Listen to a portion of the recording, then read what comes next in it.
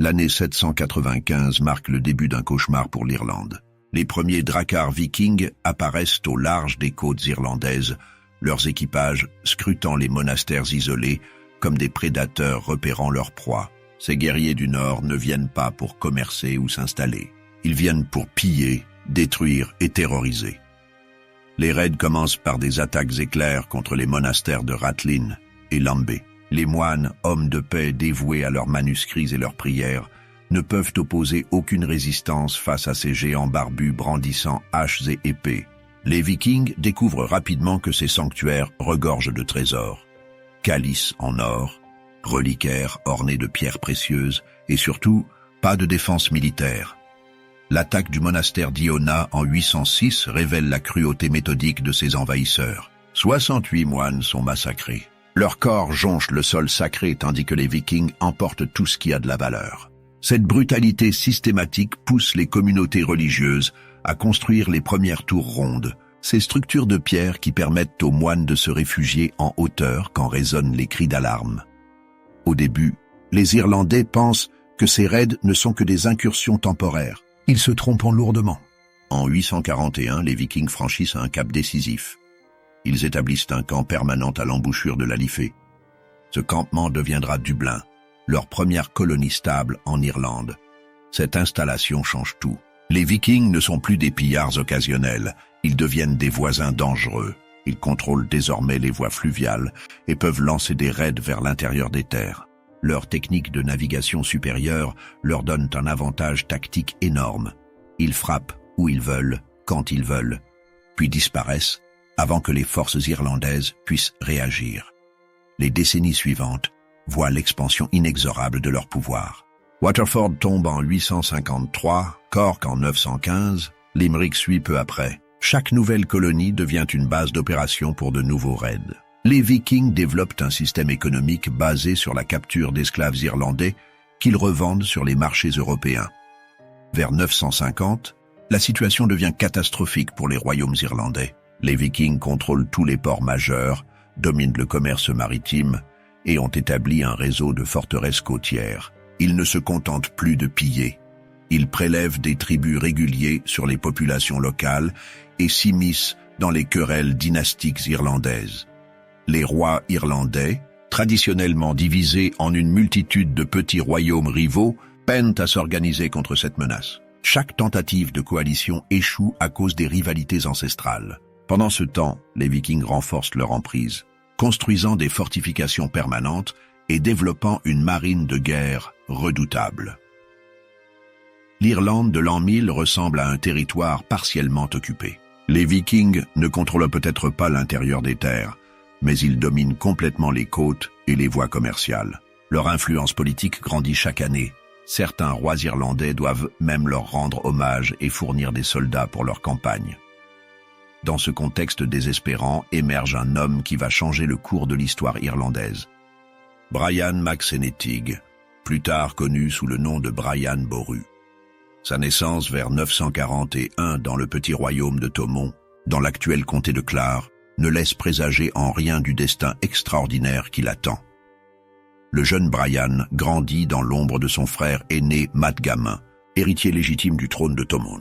Leur père, Sénétig mac Lorquin, règne sur un territoire modeste, coincé entre les ambitions des grands royaumes voisins et les raids constants des Vikings de Limerick. Cette position précaire forge le caractère de Brian.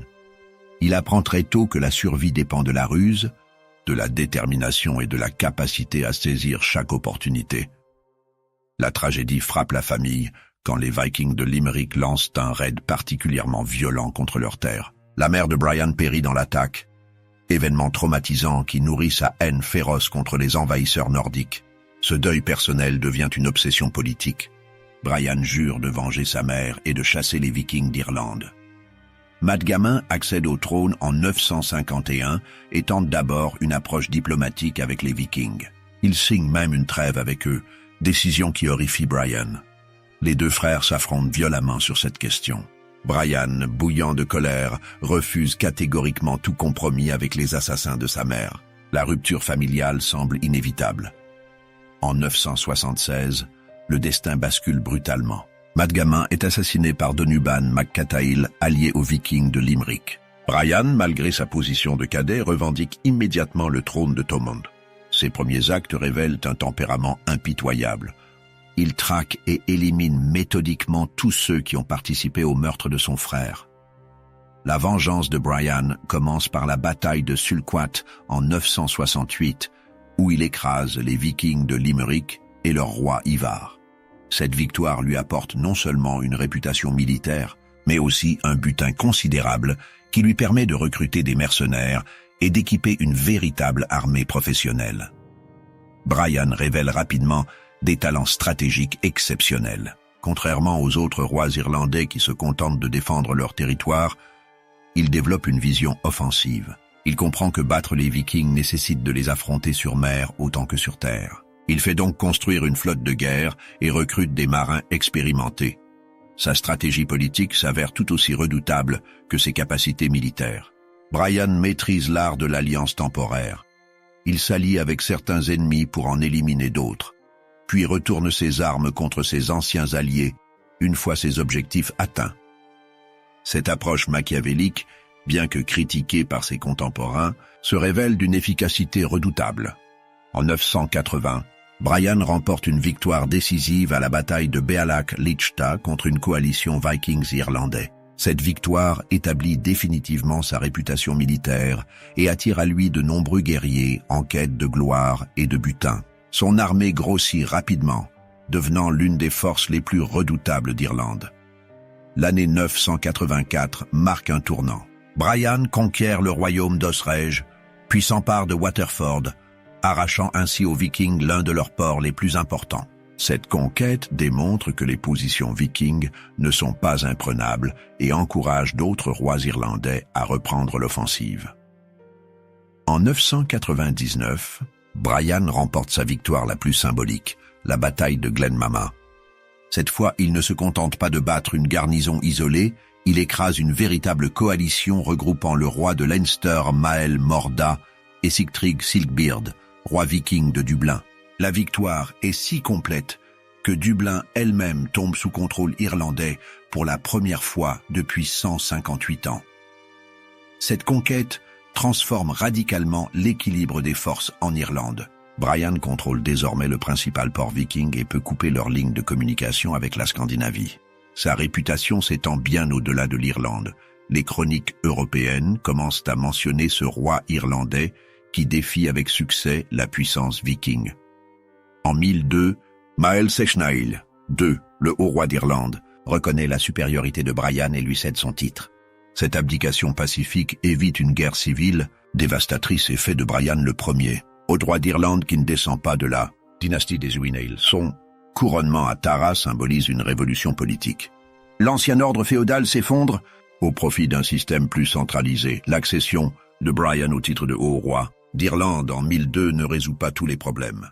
Au contraire, elle crée de nouvelles tensions qui vont inexorablement conduire au conflit final de Clontarf. Le nouveau roi comprend rapidement que tenir le pouvoir s'avère bien plus difficile que le conquérir. Sa position, bien qu'officiellement reconnue, reste fragile. De nombreux rois provinciaux acceptent mal l'autorité de cet upstart du Munster qui a brisé des siècles de traditions dynastiques. Ils guettent le moindre signe de faiblesse pour reprendre leur indépendance. Brian doit donc constamment démontrer sa force par des campagnes militaires incessantes. Le problème le plus épineux concerne ses relations familiales. Son mariage politique avec Gormflet, sœur de Mael Morda, roi de Leinster et ex-épouse du roi viking Sigtryg de Dublin, était censé sceller une alliance durable. Mais cette union tourne au désastre. Gormflet, femme de caractère et d'ambition, supporte mal le tempérament autoritaire de Brian. Leur rupture, vers 1010, déclenche une crise diplomatique majeure. Gormflet retourne chez son frère Mael Morda et commence immédiatement à fomenter une rébellion contre son ex-époux. Cette femme remarquable possède un réseau d'influence considérable et sait parfaitement comment attiser les rancœurs existantes. Mael Morda du Leinster devient naturellement le point focal de cette opposition. Ce roi ambitieux n'a jamais accepté la suprématie de Brian et cherche depuis des années une occasion de reprendre son indépendance. L'humiliation de voir sa sœur répudiée lui fournit le prétexte parfait pour rompre définitivement avec le haut roi. La situation se complique quand Sigtryg Silkbeard, le roi viking de Dublin, rejoint cette alliance anti-Brian. Sigtryg garde une rancune tenace de sa défaite à Glenmama et de la perte temporaire de Dublin. Bien qu'il ait récupéré son trône, il reste sous la tutelle humiliante de Brian et doit lui payer un tribut annuel considérable. L'alliance entre Mael Morda et Sigtryg ne surprend personne. Les deux hommes partagent le même objectif d'abattre la puissance de Brian. Mais cette coalition locale ne dispose pas des forces suffisantes pour défier efficacement le haut roi. Il leur faut des renforts extérieurs, et ils savent exactement où les trouver. En 1013, Sigtryg entreprend un voyage diplomatique crucial vers les îles du Nord. Il se rend d'abord aux Orcades pour rencontrer Sigurd Lodvirson, le puissant jarl de ces îles stratégiques. Sigurd règne sur un territoire qui s'étend des Orcades aux Hébrides et commande une flotte de guerre redoutable. Les négociations avec Sigurd s'avèrent délicates. Le jarl des Orcades n'a aucune raison personnelle de haïr Brian, mais Sigtryg lui présente des arguments convaincants. Il promet à Sigurd la couronne d'Irlande en cas de victoire et évoque les richesses immenses que pourrait rapporter la conquête de l'île. Plus subtilement, il joue sur l'orgueil viking en présentant Brian comme un upstart qui ose défier la puissance scandinave. Sigurd accepte finalement de participer à l'expédition, mais pose ses conditions. Il exige la promesse formelle de la couronne irlandaise et demande à Sigtryg de recruter d'autres contingents vikings pour garantir le succès de l'opération. Cette négociation révèle l'ampleur des ambitions de la coalition. Il ne s'agit plus simplement de restaurer l'indépendance du Leinster, mais de renverser complètement l'ordre établi par Brian Sigtryg, poursuit ses négociations auprès de Brodir de Man, un chef de guerre légendaire réputé pour sa cruauté. Brodir commande un contingent de mercenaires professionnels, hommes sans attache, qui ne combattent que pour l'or et la gloire. Son adhésion à la coalition apporte une dimension supplémentaire de violence au conflit à venir. D'autres chefs vikings des Hébrides et d'Écosse rejoignent progressivement la coalition. Chacun amène ses navires et ses hommes, créant peu à peu une flotte d'invasion considérable. Ces renforts scandinaves transforment une rébellion locale en guerre internationale.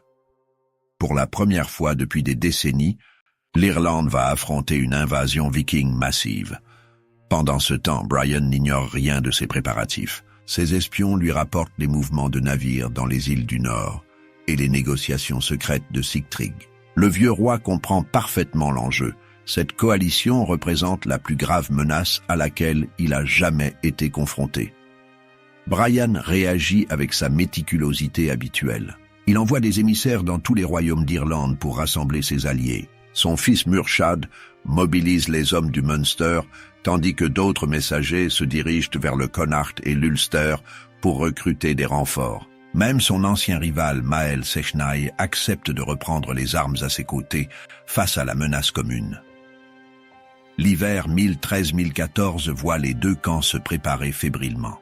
Dans les îles du Nord, les Vikings affûtent leurs armes et calfatent leurs navires. En Irlande, Brian rassemble l'armée la plus importante qu'il ait jamais commandée. Chacun sait que l'affrontement à venir décidera du sort de l'Irlande pour les générations futures.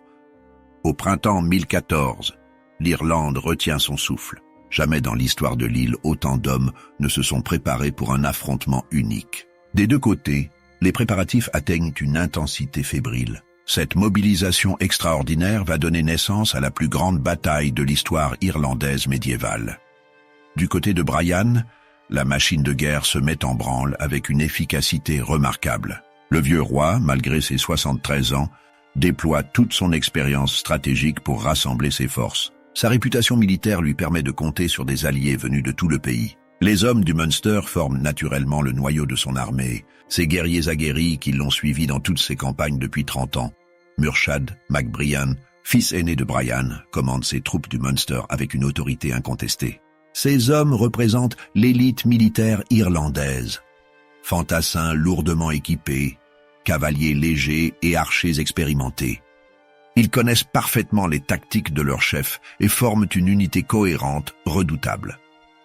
Les renforts arrivent progressivement. Du Connacht viennent les hommes de Tad Guachelaig et de Mael Rouanaid Ouahaidin, 2 rois qui ont choisi de soutenir Brian malgré leur réticence personnelle. Ces contingents apportent plusieurs milliers de guerriers habitués au combat dans les tourbières et les landes de l'Ouest. Plus surprenant, Mael Seknai II, l'ancien haut roi, accepte de reprendre du service aux côtés de Brian.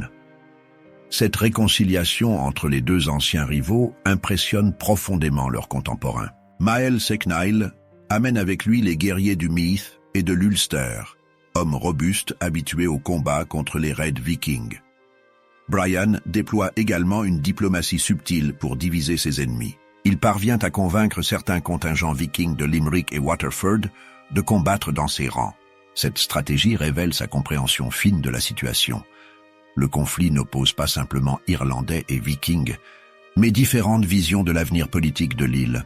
L'armée de Brian atteint progressivement les 15 000 hommes, chiffre considérable pour l'époque. Cette force comprend non seulement des combattants irlandais traditionnels armés de javelots et de boucliers en cuir, mais aussi des unités lourdement équipées avec cottes de mailles et épées longues, techniques apprises au contact des Vikings. En face, la coalition menée par Mael Morda et Sigtrig rassemble des forces tout aussi impressionnantes. Le contingent du Leinster mené par Mael Morda lui-même compte environ 3000 hommes. Ces guerriers connaissent parfaitement le terrain autour de Dublin et possèdent une motivation particulière. Ils se battent pour l'indépendance de leur royaume. Sigtrig Silkbeard mobilise tous les Vikings de Dublin et des environs. Ces hommes forment le noyau dur de la coalition avec leurs équipements supérieurs et leur expérience militaire. Armés de haches de guerre, épées longues et protégés par des cottes de mailles, ils représentent une force de frappe redoutable, mais les renforts les plus spectaculaires arrivent par la mer. En mars 1014, les navires de Sigurd des Orcades apparaissent dans la baie de Dublin. Le Jarl amène avec lui près de 2000 guerriers d'élite, hommes choisis parmi les meilleurs combattants des îles du Nord. Ces Vikings représentent la fine fleur de la tradition militaire scandinave. Brodir de Man débarque peu après avec ses mercenaires. Ces hommes sans attache, recrutés dans toute la mer du Nord, ne combattent que pour l'or et la gloire. Leur réputation de cruauté les précède, et leur simple présence renforce le moral des Alliés tout en terrorisant les populations locales. D'autres contingents plus modestes arrivent des Hébrides, d'Écosse et même de Bretagne. Chaque navire apporte quelques dizaines d'hommes, mais leur accumulation finit par créer une force d'invasion considérable. Au total, la coalition anti-Brian rassemble environ 7000 combattants. Cette différence numérique en faveur de Brian ne doit pas masquer les avantages de ses ennemis. Les Vikings possèdent un équipement militaire supérieur et une expérience du combat organisé que beaucoup d'Irlandais n'ont pas. Leurs cottes de mailles les protègent efficacement des javelots irlandais, tandis que leurs haches de guerre peuvent briser les boucliers les plus solides. Plus important encore, la coalition dispose d'une flotte qui lui permet de contrôler les approches maritimes de Dublin. Cette supériorité navale offre des options tactiques considérables. Possibilité de retraite rapide, débarquement de flanc, ou approvisionnement par la mer en cas de siège prolongé. Les 2 armées convergent vers Dublin au début d'avril 1014. Brian établit son camp à Kilmainham, sur les hauteurs à l'ouest de la ville, position qui lui permet de surveiller les mouvements ennemis, tout en gardant ses lignes de communication ouvertes vers le sud. Les contingents vikings se regroupent dans Dublin même et sur les plages de Clontarf, au nord de la ville. L'atmosphère devient électrique. Chaque jour apporte de nouveaux renforts des 2 côtés et les escarmouches se multiplient aux avant-postes. Les 2 armées se jaugent, évaluent leurs forces respectives et peaufinent leur plan de bataille. Tous comprennent que l'affrontement à venir dépassera en ampleur tout ce que l'Irlande a connu. Brian, malgré son grand âge, supervise personnellement tous les préparatifs. Il inspecte ses troupes, vérifie l'équipement, coordonne avec ses alliés et analyse sans relâche les mouvements ennemis. Ce vieil homme porte sur ses épaules le destin de l'Irlande unifiée qu'il a passé sa vie à construire. Le 23 avril 1014, Vendredi Saint se lève dans une atmosphère lourde de tension et de pressentiment. Cette date, choisie délibérément par les chrétiens pour sa symbolique religieuse, va voir s'affronter près de 20 000 hommes, dans ce qui deviendra la bataille la plus sanglante de l'histoire irlandaise médiévale. L'aube révèle un paysage qui va bientôt se transformer en champ de carnage. La plaine de Clontarf s'étend entre la baie de Dublin et les collines boisées, offrant un terrain relativement dégagé, propice aux grandes manœuvres militaires. Cette étendue herbeuse, habituellement paisible, va résonner pendant des heures des cris de guerre et du fracas des armes. Les deux armées ont passé une nuit agitée. Du côté de Brian, les préparatifs commencent avant l'aube. Le vieux roi, malgré ses 73 ans, supervise personnellement le déploiement de ses troupes. Sa longue expérience militaire lui dicte une formation classique. Infanterie lourde au centre, troupes légères sur les flancs, cavalerie en réserve. Murchad mac Brian prend le commandement effectif des opérations militaires. Ce guerrier expérimenté de 45 ans connaît parfaitement les hommes qu'il va mener au combat. Les contingents du Munster, formation d'élite de l'armée irlandaise, occupent le centre du dispositif. Ces hommes portent cottes de mailles, casques de fer et boucliers renforcés de métal. Les alliés du Connacht et du Meath se déploient sur les flancs. Mael Sechnaill, l'ancien haut roi, commande personnellement l'aile droite avec ses vétérans. Cette réconciliation spectaculaire entre anciens ennemis symbolise l'union sacrée face à la menace viking. Brian lui-même reste en retrait avec sa garde personnelle. Cette position, conforme aux usages de l'époque pour un roi de son âge, lui permet de surveiller l'ensemble de la bataille et d'envoyer ses réserves au point critique. Sa présence rassure ses hommes qui savent pouvoir compter sur ses décisions tactiques éprouvées. En face, la coalition anti-Brian présente un aspect plus hétérogène, mais non moins redoutable. Sigurd des Orcades a pris le commandement militaire, sa réputation de stratège compensant les rivalités entre les différents contingents. Les Vikings forment l'épine dorsale de l'armée avec leur équipement supérieur et leur discipline de fer. Sigtryg Silkbeard, roi de Dublin, commande théoriquement la coalition, mais il reste prudemment à l'intérieur des murailles de sa ville. Cette décision, critiquée par ses alliés, révèle sa compréhension des enjeux. En cas de défaite, Dublin pourrait encore négocier, mais si Sigtryg mourait au combat, sa ville tomberait automatiquement. Mael Morda du Leinster déploie ses hommes sur l'aile gauche de la formation viking. Ces Irlandais rebelles se battent pour l'indépendance de leur royaume et possèdent une motivation particulière. Leur connaissance du terrain local pourrait s'avérer décisive dans les phases mobiles de la bataille. Brodirdeman occupe une position centrale avec ses mercenaires d'élite. Ces hommes sans attache, recrutés pour leur valeur militaire, représentent la pointe de lance de l'armée coalisée. Leur réputation de cruauté précède leur charge et leur simple présence terrorise souvent l'ennemi. Les préparatifs révèlent les différences tactiques entre les deux camps. L'armée de Brian privilégie la flexibilité et la coordination entre unités distinctes. Chaque contingent garde son identité propre mais accepte l'autorité centrale de Murchad. Cette approche reflète la vision politique de Brian. Unité dans la diversité. La coalition viking mise davantage sur la puissance de choc et la supériorité individuelle de ses combattants. Leurs formations serrées de guerriers lourdement armés peuvent briser la plupart des lignes ennemies par la simple force de leur élan. Cette tactique a fait ses preuves dans de nombreuses batailles européennes. Vers 6 heures du matin, les deux armées achèvent leur déploiement. Un silence étrange s'abat sur la plaine tandis que chaque camp observe son adversaire. Les commandants effectuent leur dernier réglage tactique, vérifient les liaisons entre unités et s'assurent que leurs hommes comprennent bien les ordres. Brian, conformément à la tradition, harangue ses troupes. Sa voix, encore ferme malgré l'âge, porte dans l'air matinal. « Hommes d'Irlande, aujourd'hui se joue l'avenir de notre île. Depuis 2 siècles, les Vikings pillent nos terres et asservissent nos peuples. Aujourd'hui, nous avons la force de les chasser définitivement. » En face, Sigurd des Orcades galvanise ses hommes avec des promesses de butin et de gloire. Les Vikings, habitués à ces discours d'avant-bataille, répondent par des cris de guerre qui résonnent jusqu'aux remparts de Dublin.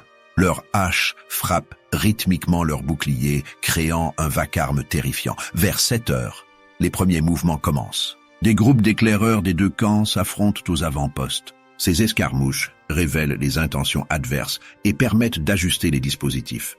La tension monte d'un cran. Chacun sait que l'affrontement général va commencer. À 8 heures précises, le signal de l'attaque retentit des deux côtés. 20 000 hommes se ruent les uns contre les autres dans un fracas d'apocalypse qui résonne jusqu'à Dublin. Cette charge initiale, moment le plus spectaculaire de toute bataille médiévale, détermine souvent l'issue du combat. L'aile droite de Brian, commandée par Mael Secnaill, frappe la première. Ces vétérans du mythe chargent en formation serrée contre les contingents vikings des Hébrides. Le choc est d'une violence inouïe. Les javelots irlandais pleuvent sur les boucliers scandinaves, tandis que les haches vikings cherchent à briser les lignes ennemies. Mael Secnaill, malgré ses 60 ans passés, combat au premier rang de ses hommes. Cette présence du chef galvanise les troupes irlandaises qui enfoncent progressivement les lignes vikings. Plusieurs chefs scandinaves tombent dans cette mêlée initiale, désorganisant leur formation. Au centre, Murchad mac Brian lance ses hommes du Munster contre le noyau dur de l'armée viking. Cette confrontation oppose les deux meilleures formations du champ de bataille, élite irlandaise contre mercenaires scandinaves. Les côtes de mailles teintent sous les coups d'épée, les boucliers volent en éclats. Le sang commence à rougir l'herbe de la plaine. Brodir de Man résiste fermement avec ses mercenaires. Ces professionnels de la guerre forment un mur d'acier que les Irlandais peinent à entamer. Leurs haches de guerre, maniées avec une technique parfaite, fauchent les assaillants irlandais. Pendant près d'une heure, la ligne de front ne bouge pas d'un mètre.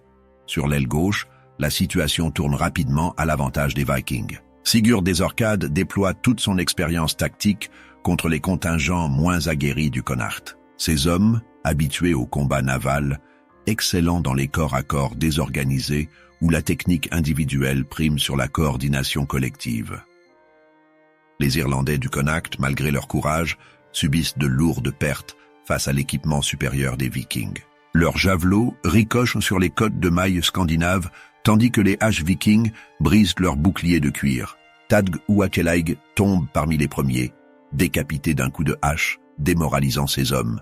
Vers 10 heures, la bataille prend une tournure critique. Sigurd des Orcades exploite son avantage sur l'aile gauche et commence un mouvement tournant qui menace d'encercler toute l'armée irlandaise. Cette manœuvre classique, si elle réussit, condamnerait les forces de Brian à l'anéantissement total. Murchad mac Brian, observant la situation depuis le centre, prend une décision audacieuse. Il dégarnit son front pour envoyer des renforts sur l'aile menacée. Ce geste risqué révèle son génie tactique. Plutôt que de laisser son flanc s'effondrer, il accepte temporairement l'affaiblissement de sa position centrale. Ces renforts arrivent juste à temps. Les hommes frais du Munster, menés par Tuard le Bâche, petit-fils de Brian, contre-attaquent violemment les Vikings des Orcades. Ce jeune guerrier de 25 ans se bat avec une furia qui impressionne même ses ennemis. Sa charge désespérée stoppe net l'avancée de Sigurd. La bataille entre alors dans sa phase la plus sanglante. Aucun des deux camps ne parvient à prendre l'avantage décisif. Les lignes de front fluctuent au gré des charges et contre-charges, mais aucune percée majeure ne se dessine. Cette guerre d'usure favorise théoriquement les Irlandais, plus nombreux, mais leurs pertes s'accumulent dangereusement. Brodir de Man comprend que seule une action d'éclat peut renverser la situation. Vers midi, il rassemble ses meilleurs hommes pour une charge désespérée contre le centre irlandais. Ces mercenaires d'élite, véritables machines de guerre, enfoncent temporairement les lignes de Murchad et menacent de couper l'armée irlandaise en deux. Murchad réagit immédiatement en menant personnellement une contre-attaque. Le fils de Brian, combattant exemplaire, rallie ses hommes ébranlés et repousse l'assaut de Brodir. Mais cette action héroïque lui coûte la vie. Touché par plusieurs épées vikings, il s'effondre au moment même où ses hommes reprennent l'avantage. La mort de Murchad provoque un flottement dans les rangs irlandais. Beaucoup de guerriers, voyant tomber leur chef adoré, commencent à reculer. La situation devient critique pour Brian. Son fils et héritier vient de mourir. Et son armée menace de se disloquer au moment décisif de la bataille. C'est alors qu'intervient Mael Secnaill, avec son génie tactique légendaire. L'ancien haut roi comprend que seule une offensive générale peut sauver la situation. Il coordonne une attaque simultanée sur tous les fronts, utilisant les dernières réserves irlandaises dans un pari désespéré. Cette offensive coordonnée surprend complètement les Vikings. Habitués au combat désordonné, ils peinent à réagir face à cette manœuvre sophistiquée. Leurs lignes, fatiguées par 6 heures de combat acharné, commencent à céder sous la pression irlandaise renouvelée. Sigurd des Orcades tente de stabiliser la situation en lançant sa garde personnelle contre les assaillants irlandais. Mais ces hommes d'élite, malgré leur valeur, ne peuvent contenir l'élan de toute une armée. Le Jarl lui-même tombe sous les coups des guerriers du Meath, privant la coalition de son meilleur chef militaire. La mort de Sigurd déclenche la panique dans les rangs vikings. Privés de commandement unifié, les différents contingents commencent à combattre pour leur propre compte. Cette désorganisation progressive permet aux Irlandais de reprendre progressivement l'initiative sur tous les fronts. Brodir de Man, voyant la bataille tourner au désastre, tente une dernière manœuvre. Avec ses derniers hommes valides, il contourne le champ de bataille pour attaquer le camp irlandais où se trouve Brian. Cette action désespérée vise à tuer le roi ennemi pour démoraliser complètement ses troupes. Vers 15 heures, la déroute viking devient générale. Mael Morda du Leinster, voyant ses alliés scandinaves en pleine retraite, ordonne le repli de ses propres hommes. Cette décision pragmatique sauve une partie de ses forces, mais abandonne définitivement le champ de bataille aux Irlandais. Les Vikings survivants se ruent vers leurs navires ancrés dans la baie de Dublin. Mais la marée montante complique leur fuite. Plusieurs dracars s'échounent sur les bancs de sable, piégeant leurs équipages. Des centaines de Vikings périssent noyés dans leur fuite éperdue. La victoire irlandaise devient écrasante. Sur les 7000 hommes de la coalition anti-Brian, seuls quelques centaines parviennent à s'échapper. Parmi les morts vikings figurent Sigurd des Orcades, plusieurs chefs des Hébrides et la quasi-totalité des mercenaires de Brodir. Cette hécatombe prive définitivement les Vikings de leurs cadres militaires les plus expérimentés. Du côté irlandais, les pertes sont également lourdes, mais supportables. Environ 4000 hommes sont tombés, dont Murchad MacBrian et son fils Tuard le Bac. Ces morts héroïques transforment la victoire en triomphe tragique. Mais l'essentiel est sauvé. L'Irlande reste aux mains des Irlandais. Vers 17 heures, le silence retombe enfin sur la plaine de Clontarf. 20 000 hommes s'y sont affrontés depuis l'aube. Plus de 10 000 gisent maintenant sur l'herbe ensanglantée. Cette bataille, la plus meurtrière de l'histoire irlandaise, vient de décider du sort de l'île pour les siècles à venir. Pendant que ces hommes savourent leur victoire sur le champ de bataille, Brian Boru ne peut partager leur joie. Le vieux roi, resté dans sa tente conformément aux usages de l'époque, vient d'apprendre la mort de son fils Murchad et de son petit-fils Tuard le Bac. Cette double tragédie transforme son triomphe en deuil personnel déchirant. À 73 ans, Brian avait confié le commandement militaire à Murchad, son héritier désigné. Ce choix stratégique semblait logique. Le fils possédait l'expérience militaire et l'autorité nécessaire pour mener l'armée irlandaise. Mais cette décision prive maintenant le royaume de son successeur naturel au moment même de la victoire. La tente royale devient un lieu de deuil au milieu des cris de victoire. Les messagers se succèdent pour rapporter l'ampleur de la déroute viking, mais chaque rapport confirme aussi l'hécatombe parmi les chefs irlandais. Brian réalise amèrement que sa victoire militaire se double d'une catastrophe dynastique. Vers 18 heures, alors que le soleil commence à décliner, Brian décide de se recueillir en ce vendredi saint. Conformément à sa piété profonde, le vieux roi s'agenouille dans sa tente pour remercier Dieu de la victoire accordée à l'Irlande chrétienne contre les païens vikings. Cette prière témoigne de sa vision religieuse du conflit. Plus qu'une guerre politique, Clontarf représente pour lui un combat de la foi. C'est dans cette position de recueillement que Brodir de Man le découvre. Le chef viking, après l'échec de sa charge désespérée contre le camp irlandais, erre sur le champ de bataille avec les derniers survivants de sa troupe. Apercevant la tente royale faiblement gardée, il comprend immédiatement l'opportunité qui s'offre à lui. Brodir pénètre dans la tente sans difficulté. Les gardes irlandais, dispersés sur le champ de bataille pour poursuivre les fuyards vikings, ont négligé la protection du roi qu'ils croient en sécurité. Cette négligence fatale va coûter la vie au plus grand souverain de l'histoire irlandaise. Le face-à-face entre Brian et Brodir dure quelques secondes à peine. Le vieux roi, surpris dans sa prière, n'a pas le temps de saisir son épée. Brodir, guerrier impitoyable jusqu'au bout, frappe sans hésitation. Sa hache de guerre tranche la tête de Brian d'un coup sec, tuant instantanément l'homme qui venait de sauver l'Irlande. Brodir lui-même ne survit pas longtemps à son forfait. Les gardes irlandais, alertés par le bruit, se ruent dans la tente et découvrent le carnage. Fous de rage, en voyant leur roi assassiné, ils se jettent sur le Viking et le massacrent sur place. Brodir de Man, dernier chef de la coalition anti-Brian, meurt ainsi dans la tente même de sa victime. La nouvelle de la mort de Brian se répand comme une traînée de poudre dans l'armée irlandaise. Cette révélation transforme radicalement l'atmosphère. La joie de la victoire cède place à une stupeur horrifiée. Les guerriers irlandais, qui célébraient leur triomphe, réalisent soudain qu'ils ont perdu leur chef au moment même de leur plus grand succès. Máel Sechnaill prend immédiatement la situation en main.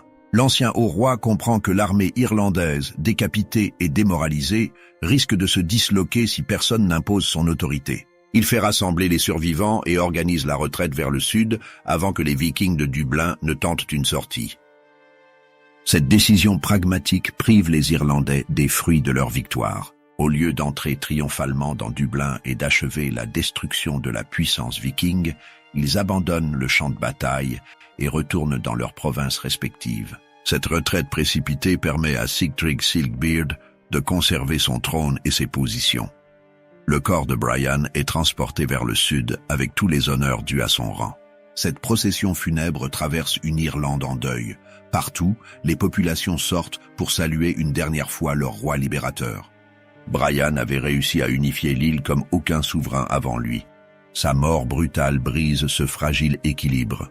L'inhumation de Brian à Armagh, dans la cathédrale Saint-Patrick, revêt une dimension symbolique majeure. Cette sépulture dans le plus important sanctuaire d'Irlande consacre définitivement sa mémoire comme héros national. Mais cette cérémonie solennelle ne peut masquer la crise politique que sa disparition provoque. La succession s'avère immédiatement problématique. Donnchad mac Brian, second fils de Brian, revendique l'héritage paternel, mais ses droits sont contestés par plusieurs prétendants. Les royaumes alliés qui avaient accepté l'autorité de Brian par respect pour ses victoires n'éprouvent aucune loyauté envers ses descendants. Tadc mac Brian, demi-frère de Donnchad, revendique également le trône du Munster. Cette rivalité fratricide affaiblit considérablement la dynastie de Brian au moment où elle devrait consolider ses acquis. Les deux frères vont passer des années à se combattre au lieu d'exploiter l'héritage paternel. Máel Sechnaill reprend officiellement le titre de haut-roi d'Irlande, mais son autorité reste purement nominale. L'ancien système féodal, que Brian avait tenté de remplacer par une monarchie centralisée, reprend ses droits. L'Irlande retourne à sa fragmentation traditionnelle en multiples royaumes rivaux. Cette désintégration politique constitue l'une des conséquences les plus tragiques de la bataille de Clontarf. La mort de Brian prive l'Irlande du seul homme capable de maintenir son unité face aux défis futurs. Les siècles suivants verront se succéder des invasions normandes puis anglaises que l'Irlande divisée ne pourra repousser.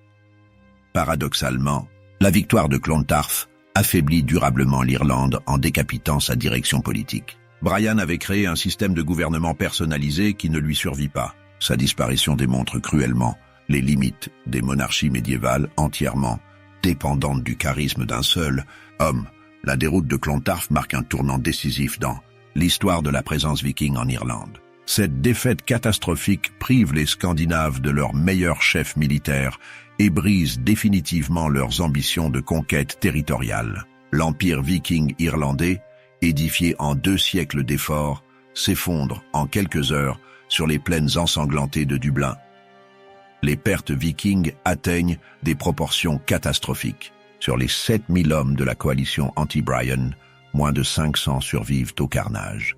Cette hécatombe décapite littéralement la hiérarchie militaire scandinave, Sigurd des Orcades, les chefs des Hébrides, les capitaines vikings de Dublin, tous périssent dans la bataille ou la fuite qui suit.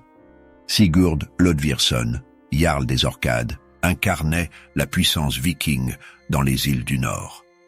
Sa mort prive les Scandinaves de leur meilleur stratège et de leur leader le plus respecté.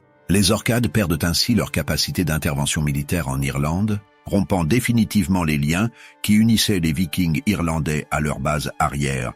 Brodir de Man, tué après avoir assassiné Brian, emporte avec lui la réputation d'invincibilité des mercenaires vikings. Ces professionnels de la guerre, recrutés dans toute l'Europe du Nord, formaient l'élite militaire scandinave. Leur destruction à Clontarf démontre que même les meilleurs guerriers vikings peuvent être vaincus par une armée irlandaise bien organisée. Les contingents des Hébrides et d'Écosse subissent des pertes proportionnellement encore plus lourdes. Ces hommes, venus de loin pour participer à ce qu'ils croyaient être une campagne profitable, trouvent la mort sur une terre étrangère. Leurs familles ne reverront jamais ni leurs guerriers, ni le butin promis. Dublin elle-même sort profondément affaiblie du conflit. Sigtryg Sigbeard conserve certes son trône, mais sa position devient précaire. Il a perdu la plupart de ses alliés vikings et doit faire face seul aux pressions irlandaises. Sa prudence pendant la bataille, qui lui a sauvé la vie, entache durablement sa réputation militaire. La flotte viking, orgueil de la puissance scandinave, subit des dommages irréparables. Plusieurs navires s'échouent pendant la fuite précipitée, leurs équipages étant massacrés par les poursuivants irlandais. D'autres dracars, surchargés de fuyards, coulent dans la baie de Dublin. Cette destruction navale prive les Vikings de leur principal avantage tactique. Plus grave encore, Clontarf brise le prestige militaire viking en Irlande. Pendant 2 siècles, les Scandinaves avaient terrorisé les populations locales par leur réputation d'invincibilité. Cette aura de terreur, soigneusement entretenue, disparaît en une journée. Les Irlandais découvrent que les Vikings peuvent être battus, poursuivis et tués, comme n'importe quel ennemi. Cette révélation psychologique transforme radicalement les rapports de force. Les rois irlandais, qui payaient tribut aux Vikings par crainte plutôt que par faiblesse réelle, comprennent soudain qu'ils peuvent résister efficacement. Les soulèvements se multiplient dans les mois qui suivent Clontarf, réduisant progressivement les positions vikings à quelques enclaves urbaines. Waterford, Cork et Limerick voient leur autonomie politique disparaître. Ces villes, autrefois indépendantes sous protection viking, tombent une à une sous contrôle irlandais. Leurs garnisons scandinaves, privées de renforts extérieurs, ne peuvent résister au siège irlandais. Le réseau commercial viking, qui dépendait de ses bases portuaires, s'effondre progressivement. Les Vikings survivants adoptent des stratégies de survie radicalement différentes. Abandonnant leurs ambitions politiques, ils se concentrent sur les activités commerciales et l'intégration progressive dans la société irlandaise. Beaucoup épousent des femmes irlandaises et convertissent leurs enfants au christianisme. Cette assimilation accélérée transforme profondément la culture hiberno-viking. En 2 générations, les descendants des farouches guerriers de Clontarf deviennent des marchands bilingues parfaitement intégrés. Ils conservent leurs techniques commerciales et navales, mais abandonnent leurs traditions militaires et religieuses.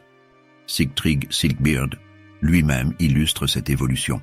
Après Clontarf, il renonce définitivement aux aventures militaires et se consacre au développement économique de Dublin. Sa ville devient un centre commercial prospère, mais perd toute influence politique au-delà de ses murailles. L'échec de Clontarf décourage durablement les ambitions vikings sur l'Irlande. Aucune expédition scandinave majeure ne tentera plus jamais de conquérir l'île. Les rois de Norvège et du Danemark, informés du désastre, préfèrent concentrer leurs efforts sur l'Angleterre et la France, où les perspectives semblent meilleures. Cette réorientation stratégique prive l'Irlande de l'attention viking, mais l'expose à d'autres menaces. 1 siècle et demi plus tard, les Normands débarqueront sur une île divisée et incapable de reproduire l'union sacrée de 1014. L'ironie de l'histoire veut que la victoire de Brian contre les Vikings facilite indirectement la conquête normande. La bataille de Clontarf marque ainsi la fin de l'âge viking en Irlande, non par extinction physique des Scandinaves, mais par transformation radicale de leur rôle social. De conquérants, ils deviennent commerçants, de païens, chrétiens, d'étrangers, hiberno-vikings intégrés. Cette mutation culturelle, conséquence directe de leur défaite militaire, clôt définitivement une époque de l'histoire irlandaise.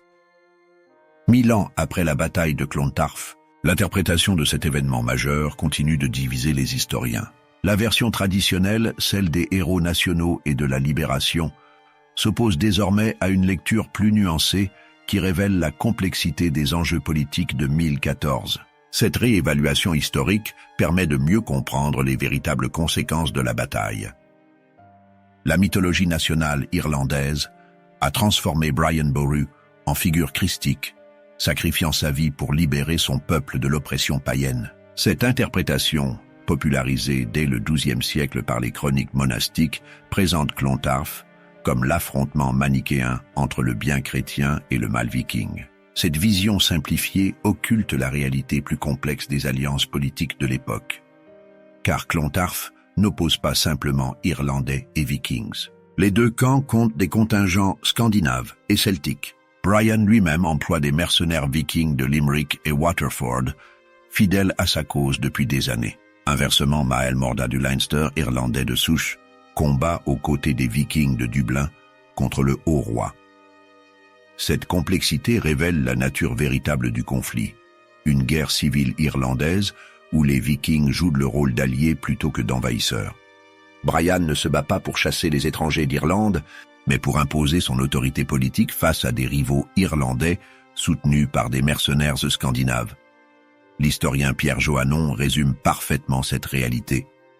Brian n'avait rien du sein de vitrail que voulurent voir en lui les historiens nationalistes. Il ne cherchait nullement à rejeter les Vikings à la mer. Ce qu'il voulait, c'était conquérir le pouvoir suprême. Cette analyse démythifie le personnage sans diminuer ses qualités exceptionnelles de chef de guerre et d'homme d'État. Néanmoins, l'historien Sean Duffy apporte une perspective différente dans ses travaux récents. Selon lui, la dimension anti-viking du conflit ne doit pas être minimisée. Sigtryg Silkbeard cherchait effectivement à reconquérir son autonomie politique et à briser la tutelle irlandaise imposée depuis Glenmama. Les renforts vikings des îles du Nord témoignent d'une solidarité scandinave réelle. Cette querelle historiographique reflète la difficulté d'interpréter des événements vieux de 1000 ans avec des sources parfois contradictoires. Les annales d'Innisfallen et les annales d'Ulster, sources contemporaines les plus fiables, donnent des versions divergentes sur plusieurs points cruciaux. Les chroniques postérieures ajoutent des éléments légendaires difficiles à démêler des faits historiques. La saga de Njal, source islandaise du XIIIe siècle, présente ainsi une version épique de la bataille avec des éléments surnaturels typiques de la littérature nordique. Ces récits, bien que précieux pour comprendre la mentalité viking, ne peuvent être considérés comme des témoignages historiques fiables sur le déroulement exact des événements. L'archéologie moderne apporte quelques éclaircissements, mais les preuves matérielles restent fragmentaires. Ruth Johnson, archéologue de Dublin, souligne que « nous ne savons pas exactement où la bataille a eu lieu, mais nous savons qu'elle s'est déroulée dans un rayon de quelques kilomètres autour de Clontarf. Cette incertitude géographique illustre les limites de nos connaissances. Les conséquences politiques de Clontarf s'avèrent en tout cas désastreuses pour l'unité irlandaise. La mort de Brian et de son héritier Murchad provoque une crise de succession qui brise définitivement le rêve d'une monarchie centralisée. L'Irlande retourne à sa fragmentation traditionnelle, facilitant les futures invasions. Mael Sechnaill reprend le titre de Haut-Roi, mais son autorité reste purement symbolique. Les descendants de Brian se disputent l'héritage du Munster pendant des décennies, affaiblissant considérablement cette province. Les autres royaumes reprennent leur indépendance traditionnelle, ignorant superbement l'autorité centrale. Cette désintégration politique constitue l'un des paradoxes majeurs de Clontarf. La plus grande victoire militaire irlandaise débouche sur l'affaiblissement durable du pays. Brian avait créé un système politique personnalisé qui ne lui survit pas. Sa disparition démontre les limites des monarchies médiévales entièrement dépendantes du charisme d'un seul homme. Les Vikings, bien que militairement vaincus, s'intègrent progressivement dans la société irlandaise. Dublin reste entre les mains de Sigtryg jusqu'en 1036, mais la ville perd toute influence politique extérieure. Les autres centres vikings deviennent de simples cités marchandes sous tutelle irlandaise. Cette évolution pacifique contraste avec l'image d'affrontement total véhiculée par la légende. L'impact culturel de Clontarf dépasse largement sa portée politique immédiate. La bataille entre dans la mémoire collective irlandaise comme symbole de résistance nationale. Cette dimension mythologique, bien qu'historiquement discutable, nourrit l'identité irlandaise pendant des siècles de domination étrangère. La harpe de Brian Boru devient l'emblème de l'Irlande, symbole repris jusqu'à nos jours sur les armoiries nationales. Cette symbolique témoigne de la force du mythe créé autour du personnage. Brian incarnait l'Irlande indépendante et victorieuse, image d'autant plus puissante qu'elle contraste avec les siècles de domination qui suivent. Au final, Clontarf illustre parfaitement la complexité de l'histoire médiévale irlandaise. Ni guerre de libération nationale, ni simple conflit dynastique, cette bataille combine les deux dimensions dans un mélange indémêlable. Sa véritable importance réside peut-être moins dans ses conséquences immédiates que dans sa transformation en mythe fondateur de l'identité irlandaise.